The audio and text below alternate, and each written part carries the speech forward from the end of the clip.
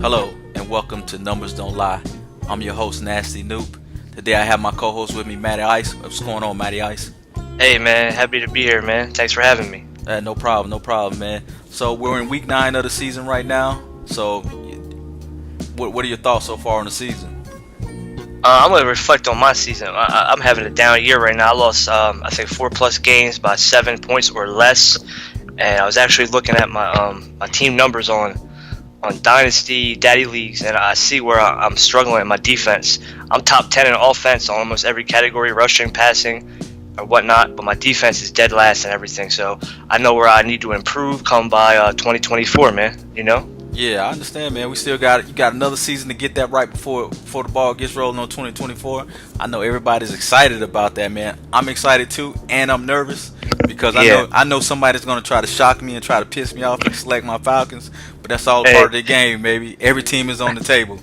Yeah, absolutely. You know, I came at you messing around a couple times in the chat. Yeah, so man, I'm trying to avoid that at all costs, man, because I bleed red and black, baby. So I'm trying to stay in Atlanta at all costs, baby. So, Absolutely. So I guess, man, we'll get into these to Numbers Don't Lie. We'll get into this first the first thing that we're gonna look at this show. And as I was going through all the numbers and stuff, I thought third down conversions was very important, man. Something that we should look at. And in order to make this list, these top three teams, they had to have at least 50 attempts on third down conversions, and I guess we'll start at number 1 with the Dallas Cowboys, man, an expert. He had 57 attempts on third downs. He converted 32, putting him at a 56% percentage of completing third downs. So as far as third downs go, man, how important do you think that is for a team? Well, it's probably one of the most important things with the new fatigue adjustment, because you got to control your offense. And third downs, if you're going for first downs and you're going for a first down on first down, you have to have more ball control and smart play. So you look at these numbers and you come to a third down and your offense is probably tired. What substitutions are you making? Are you putting in fresh legs for, obviously Dallas Cowboy teams who have Ezekiel Elliott, who's backing them up on third down? You understand what I'm saying? Yeah. So it's very important with the fatigue setting. Well, let me ask you a question, man. Do you have a third down back, or does your starting halfback he's just your halfback throughout the entire process?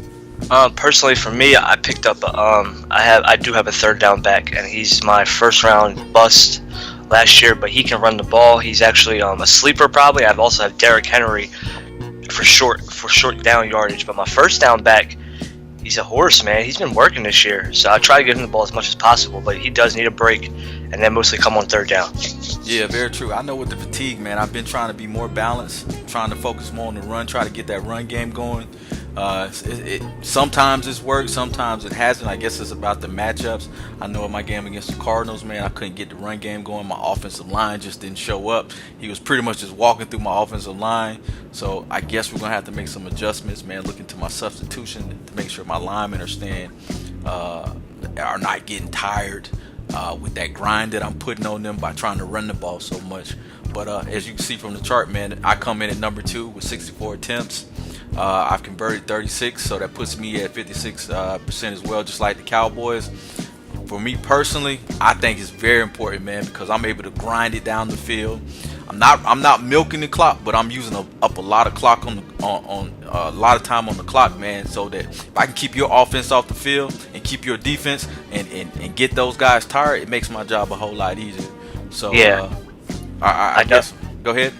I noticed that also when you start down, you're also wearing down that defense, and without that fatigue, if you ain't got your subs ready, it caught me off surprise a couple games. I'm trying to tell you, that's why I think that I lost a lot of them close games.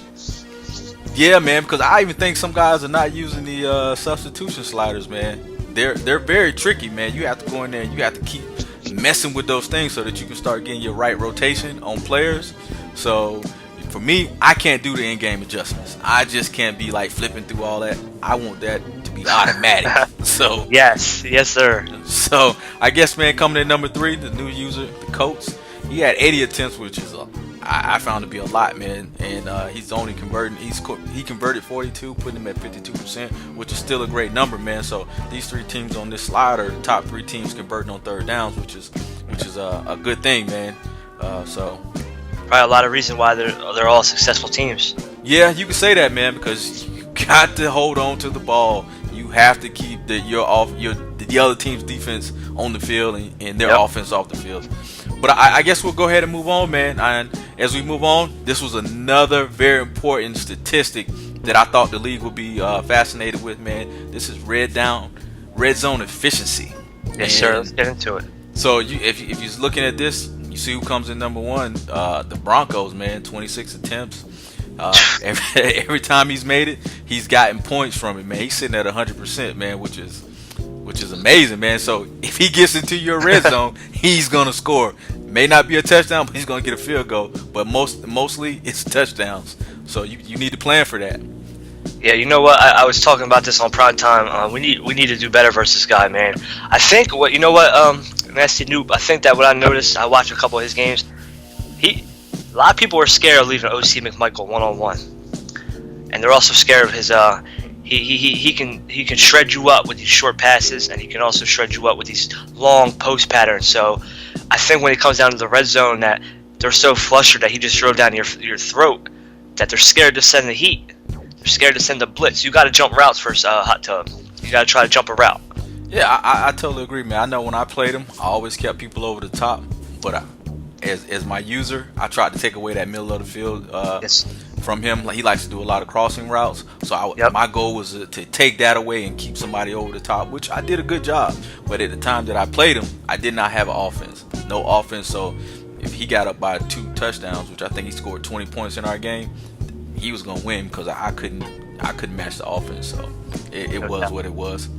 But coming at number 2 in red zone efficiency, we have Breezy, which is quite surprising, to be honest with you.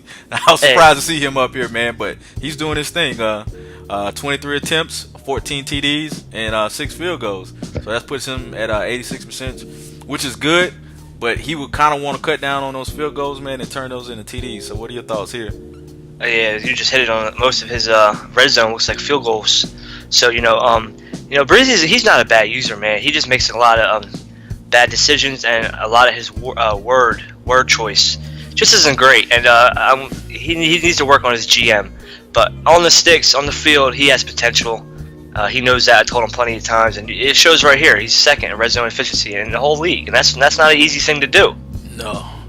So you have to be very cautious when Breezy gets in the red zone as well, because he's going to walk away with some type of points. So I guess last up, we had the Bengals, which was another surprise to me, man, because I just didn't see this coming, man. I thought it would be one of the other powerhouse teams in Dynasty, but the Bengals come sitting in here at 86%. So what do you think here? Well, he confused us a lot with last year, but he's a good user, so this doesn't come that much of a surprise to me. But ahead of a lot of the other teams, your King Vitamins, your Dat Boy Goods offense is great, so this is a surprise. Yeah, because I know the Bengals, he's more of a defensive-minded type user, so to be here, I was quite surprised, but I guess we'll go ahead and move on to the next. Okay. And as I was putting this together, man, I want to look at a position that a lot of people don't have value on, and it's the tight end position, man. These guys came in; they had to have at least 30 catches, man, at the midway point of the season, and coming in at number 1, which for me is no surprise. I know Tone likes to use it to rely heavily on the tight end, so we have Luke Wilson, man, with 48 receptions, 493 yards, averaging 10.3 yards a catch, man, which is pretty good. So what do you think? That is good. That's another game I need to work on myself. And I see he has 48 catches for a tight end. That's pretty good, man. And 10 yards a catch. That tells me that he might bait people with the outside receivers, and his tight end might be wide open. So that's good work by Tone right there. Most definitely. And then coming in at number 2, man, we got Maxie Allen, man. This was a controversial tight end selected by the Jets, man. So what do you think here? Hey, look, it's paid off for. We were talking last night on primetime, and he was bragging a little bit. That's a good thing that he's producing, because he got a lot of heat. He got to stretch Armstrong, and he's actually he's utilizing this tight end, this first round pick tight end, to the fullest. That's a good thing that he's on this number because he can defend himself. You know what I'm saying? Nasty Noob. He can say, look at my tight end compared to y'all tight end, my first round pick tight end. He ain't do nothing much versus Green Bay last night, but hey, shout out to Brothers for hopping on the prime time, man. Oh, no doubt, man. Does he even have a wide receiver, man, like a true number one? I think he has Stephon Diggs, but I want to say that boy Good, or it might have even been him when he took it over. Actually, it was Butters. He made that trade to that 6'5" receiver I was trying to snag off him. He traded him to the Jacksonville Jaguars. So his wide receivers are okay. I'm going to be honest, they're probably better than mine because they can catch in traffic, but he don't have a superstar, big boy. He has Mickens, the guy got 6'2", I'm pretty sure, 90 speed. So he has to utilize his tight end. He probably has no choice. That's a good point by you. Okay. So I guess, man, if you're watching the show, you playing the Jets, you know who his number one target is. So if 35 catches, man. If you take him away, what else does he have? That's why we dig into the numbers on Numbers Don't Lie, because they don't lie. So I guess we'll go on to the number 3 tight end, Paris Connor, coming in with 32 receptions, 391 yards, 12.2 yards per catch, which is good, man. I know the Ravens user, Houdini, was taking some slack for trading for, who was the quarterback he traded for? That everyone said he Prescott? Yeah. I think it was.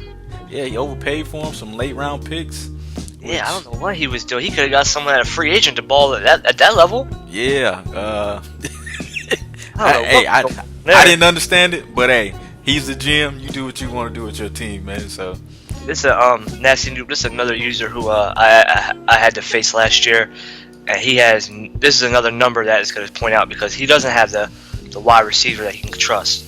The wide receiver that's going to go out and make plays, so he has to utilize his tight end as well, coming at 12.2 yards per catch. So that's a good work by him, knowing that his wide receivers ain't big and catch over the middle. That's something I also need to look at. Yeah, that wide receiver he could trust is now in Atlanta, loving the city of Atlanta. So I'm loving him too. Oh yeah, I forgot that Yancey trade. Yep. Oh yes, I love that dude. I love him. Cosby all over the place for you, man. Hey. All right, man. So next up, man, every show we like to reach in and just pull one team from the AFC and one team from the NFC. It is a random selection, and we like to dig through the team's numbers just to see if you ever have to face them during the season, how should you attack them. First up, we have the AFC with the Tennessee Titans. And your co-host on Dynasty Primetime, man. So just looking at the numbers right off the top, how would you attack the Tennessee Titans? My goodness, what most surprises me looking at these offensive and defensive numbers, it should point out to you as well, is defense. We already know what he likes to do, that this team likes on the offense. But when we look at the defense, he's first in passing yards. We're only letting up a little under 150 yards a game. I had no clue. That my eyes are lighting right now. How is he stopping the pass? How is this team defending the pass so well? Then you come down to the rushing yards, Nasty Noob. He dead last. What's going on with that defense, man? I mean, if you look at this could tell you what to do versus the user. It's crazy. It's beautiful. It is, because I used this same statistic last year when I played the Panthers. I think at the time he was ranked 28th or 29th in run against the run. I didn't throw the ball but about 5 or 10 times in that game. Yeah, it's crazy. I'm like, why will I risk throwing the ball when I can run it down your throat? It's telling us right here. It's Nasty Noob. It's telling us right here. Run the ball versus the Titans. Exactly. It's telling us, like, yo, I like the ball. Run it. Exactly. But the sad part about it is, all the users in the league are going to watch this video. They're going to watch it. Our numbers don't lie. And they're still going to pass the ball against the number one passing defense in the Dynasty. Which makes it's crazy. 0 sense. That's why this show is like very special. But did you expect this number one passing defense? No. Like I said, man, all this is random. And when I saw this, man, I was just like, wow. Absolutely. I was like, whoa. I kind of feel bad, man, because I may set a precedence for the second half of the season when users are playing him. Hey, like I say, it's random.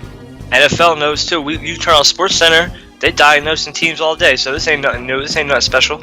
Yeah, so I guess, man, we're gonna have to expect Andre to adjust, man, and try to fix that run game, man, or he's Run gonna get it defense. down his throat a whole lot the rest of the season, man. All right, Yeah. man. So I guess we'll move on to the NFC, man, and here we have that boy is good, man, coming in. So just looking at these numbers, man, what did you think? These are I had a very good game versus him a couple weeks ago before my bye week, and I see these numbers are. We already know his offense is. He has great weapons. This team has weapons. The New York Giants has weapons on offense. Um, so he's fifth in passing yards, which is no surprise. He had a lot of injuries as well, so he did a good job at adjusting. But you come down, and he sits half in the league at rushing yards, in the middle of the league. So that's good. That's not a good balance. That's a great balance. It's not bad. It's not a great run game. So we already see his rushing yards on defense is about middle in the league. But if you look, passing yards, he's deadly. He's at the bottom of the league, 27th at 258.6. He's letting up a game, which I benefited off that. So we see what he needs to work on, but we also see where he's a workhorse at. What do you think? Yeah, my strategy coming in against him would be to keep his offense off the field. So Absolutely. he's not good. He's not that great at stopping the run. He's horrible at stopping the pass. But if I'm passing the ball a lot, which means I'm moving down the field, I'm scoring, which means that I'm putting his offense back on the field. And he has pretty good a pretty good passing offensive team. So I want to keep him off the field. So a smart user would milk the clock, run the ball, pass. It's like dink and dunk. A lot of users don't like to do that in this league because they look down on it. But you have to do what wins. If that wins you the game, then do it. Exactly. You have to have patience, man. And I kind of tried to get away from the dink and dunk because, like you just said, it's like, I don't want to keep doing that. But you know what? I need to get back to that because if I did that versus him, I was up. If you watch, I was up 24-13 in the fourth quarter with 5 minutes to go. I had the ball, and I wanted to do what a normal team would do is run the ball. But in my heart, I knew I wanted to dink and dunk. I said, let me get my running back going. It's working, and it cost me the game. So exactly what you said, you hit it on the head. You want to keep his offense off the field versus the New York Giants. Yeah, man, because I read the chat a lot, man. Pretty much every post, and you hear people, all you do is just drag. All you do is this. Well, if that's all I'm doing, stop it. Exactly. It's working against you. You can't stop it. Why would I want to do something that you like so that you can either intercept the ball or stop it? That makes zero sense to me. So if you want to come on the chat and you want to clown me, hey, then so be it. But until you stop it, it is what it is. You gotta stop it, man. It's frustrating, boy. Yeah, man. I like to say, they like to try to mind fuck you out of your game. Exactly. In order to get a win. No, It's you're not gonna mind fuck me. Matty Ice. It's happened to Matty Ice. People hit me in my DM like, "Hey, switch your game up," and I did, and I ended up losing a couple games this season for trying to bona fide or justify I need a run game. Where really Matty Ice can pass the ball. I should have stuck to it, but with this new fatigue thing, it's like you gotta pass. You can pass, but you better sub some wide receivers out. You understand what I'm saying? So there's a lot of adjusting going on, which it's a good thing that we made these rule changes like 2 seasons before 2024 high stakes. This personally is my first high stakes. I'm looking forward to it, man. Oh man, I wish I could say the same, man. That's probably my most stressful season, man. I always like to go back to the first high stakes, man, and people complaining, hit me up all the time. It's like very cutthroat, man. So for me, absolutely. I'm trying to get my mind right now, understanding that shit, I have to, it's not 16. I was very dominant in 16. I'm not as dominant in 17 as I was 16. So I'm fighting for my team as well. So I'm trying to turn down some of the noise, man, so I can get focused as well. But I want to thank you, Matt Ice, for coming on the show, man. It's always entertaining to dig through the numbers, man. It is, because I didn't know about them Titans defense, man. That's crazy. Yeah, man. Like I like to say, man, your wife might lie to you, your kids might lie to you, your boss might lie to you, but the numbers never lie. I want to thank everybody for tuning in, man, to another great show. Thank Matty Ice again for being my co-host today, and we'll see you episode 3, baby. All right, we out.